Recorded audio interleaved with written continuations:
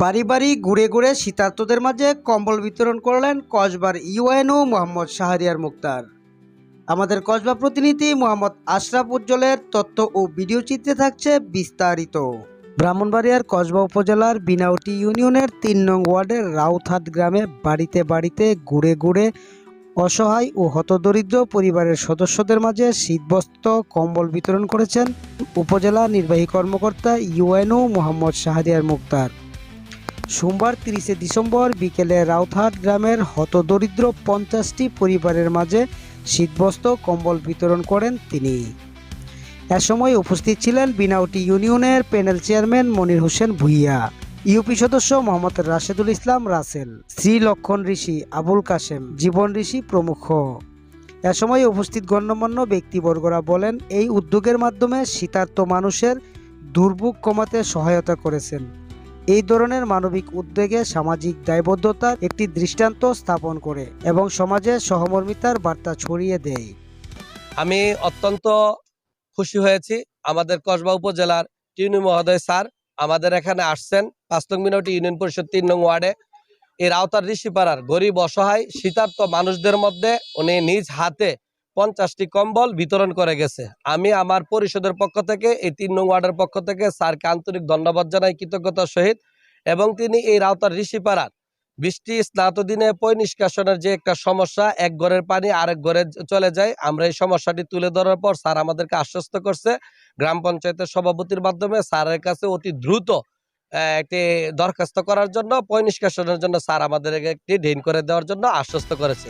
এ সময় উপজেলা নির্বাহী কর্মকর্তা মোহাম্মদ শাহরিয়ার মুক্তার বলেন, হিমেল হাওয়ায় প্রচণ্ড শীতে উপজেলার শীতার্তরা কষ্ট পাচ্ছেন। এই শীতে কোনো মানুষ ও হতদরিদ্র অসহায়রা যেন কষ্ট না পায়, সেজন্য জেলা প্রশাসনের নির্দেশে শীতবস্ত্র নিয়ে উপজেলা প্রশাসনের পক্ষে তাদের পাশে দাঁড়িয়েছি। আমরা এই এলাকার যারা শীতার্ত লোক আছেন তাদেরকে যাতে শীতে কষ্ট না পান সেজন্য আমরা ৫০টি পরিবারকে আমরা শীতবস্ত্র এবং এই কম্বল প্রদান করেছি। আমরা আশা করছি যে চলমান ঠান্ডাটা চলছে এতে ওনারা এই কম্বলটা পেয়ে ওনাদের উপকার হবে। কম্বল বিতরণ শেষে ৭১-এর মহান মুক্তিযুদ্ধে পাক হানাদার বাহিনীর হাতে নির্মমভাবে জীবন দেয়া রাউতহাট গণকবর পরিদর্শন করেন তিনি। জানা যায়, মুক্তিযুদ্ধের সময় পাক হানাদার বাহিনীর ধারালো অস্ত্রের আঘাতে এখানে তাদেরকে হত্যা করা হয়। পরে একই কবরে ১৪ জনকে সমাধিস্থ করা হয়।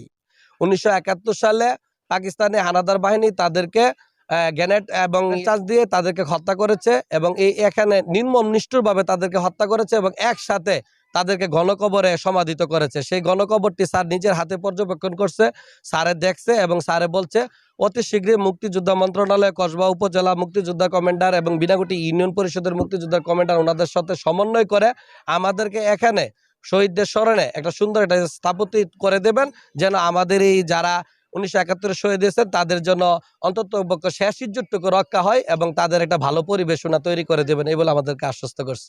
আমার নাম মোহাম্মদ রাশেদুল ইসলাম রাসেল, সদস্য ৩ নং ওয়ার্ড ৫ নং বিনাউটি ইউনিয়ন পরিষদ।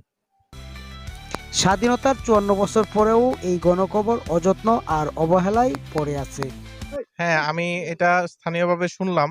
আমি এই একই ইউনিয়নের যিনি ইউনিয়ন মুক্তিযোদ্ধা কমান্ডার আছে ওনার সাথে এই বিষয় নিয়ে কথা বলবো। আমরা একটু ইতিহাসটা পর্যালোচনা কিংবা দলিল দস্তাবেজগুলো দেখব। আমরা আশা প্রকাশ করছি এই জায়গাটা আমাদের মুক্তিযুদ্ধে যেহেতু একটা খুব স্মরণীয় একটা নিদর্শন, এটাকে কিভাবে সংরক্ষণ করলে এটা আমরা ঠিকভাবে রাখতে পারবো সেটা আমরা যথাযথ ব্যবস্থা গ্রহণ করব।